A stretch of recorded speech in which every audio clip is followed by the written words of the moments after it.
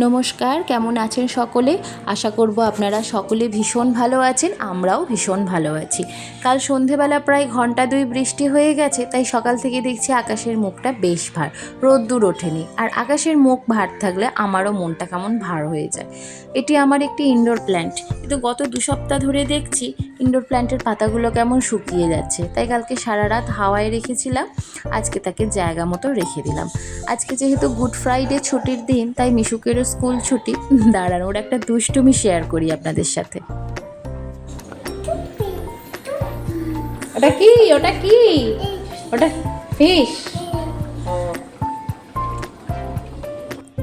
আমি যখন রান্না করব, আমার পাশে বসে বসে ওরকম দুষ্টুমি করে যাবে। ছুটির দিনগুলোতে আমিও মাসি করে দিই, ঠিক আছে, বেচারা রোজ তো স্কুলে যায়, আজকে দুষ্টুমি করুক। আর এটি হলো ঘরে পাতা সাদা মিষ্টি দই।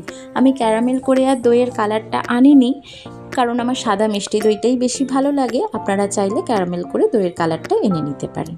আর এটি হলো পটলের খোসা বাটা।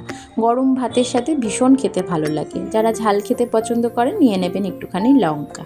আর রয়েছে পেঁয়াজ দিয়ে আলু মাখা, আর করেছি সর্ষে বাটা দিয়ে কাঁচা আম দিয়ে রুই মাছের ঝাল। এটা করে দেখবেন, ভীষণ ভালো হয়। রেসিপিটা আমি অন্য একদিন শেয়ার করে দেব। আজকে যেহেতু কর্তামশাইয়েরও ছুটি, তাই বললো রাতের ডিনারে একটু ভালো কিছু বানাতে।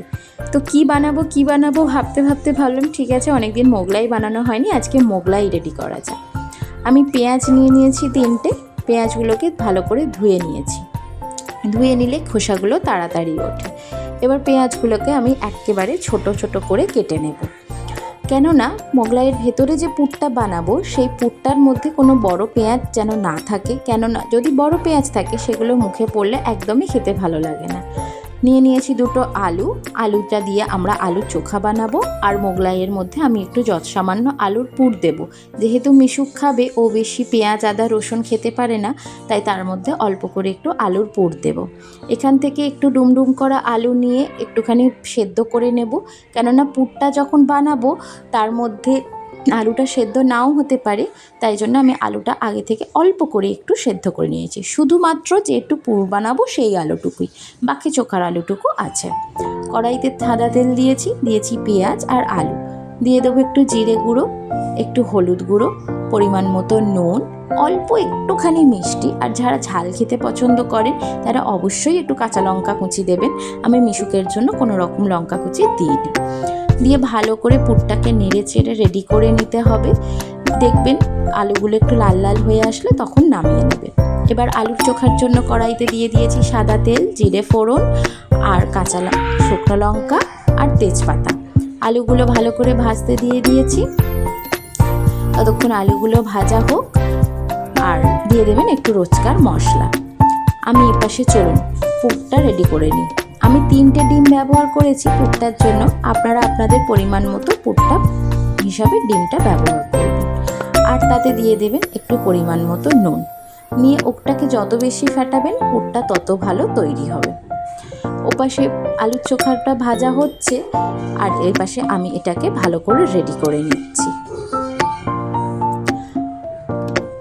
এইবার পুরের মধ্যে আমি দিয়ে দিয়েছি ব্রেড ক্রাম্ব, কারণ ব্রেড ক্রাম্ব দিলে জিনিসটা ভীষণ মুচমুচে খেতে হয়।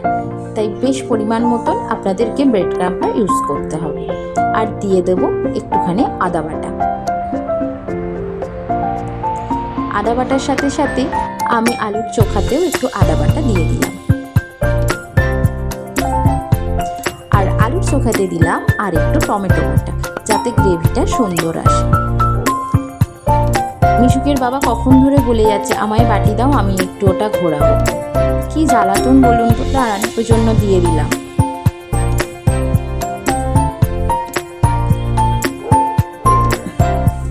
আমার মোটামুটি আলুর চোখা রেডি হয়ে গেছে। এবার জল দিয়ে ফুটতে দিয়ে দিয়েছি। আলুর চোখা একদম রেডি। এপাশে মোগলাইয়ের পরোটা বেলে নিয়েছি। নিয়ে তার মধ্যে পুরটা দিয়ে ভালো করে একটু ছড়িয়ে দিতে হবে। তারপর মোগলাইটাকে মুড়ে নিতে হবে। আমার যেহেতু বাড়িতে দোকানের মতন অত বড় তাওয়া নেই, তাই আমি ছোট ছোট করেই মোগলাইগুলোকে বানিয়েছি। এইভাবে একটা একটা করে আপনাদের করে রেডি করে নিতে হবে।